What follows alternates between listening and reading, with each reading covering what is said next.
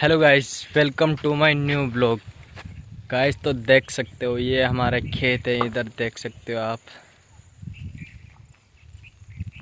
और अभी शाम का माहौल है तो देख सकते हो कितना तगड़ा नज़ारा हो रहा है यहाँ पर पूरी तरह से।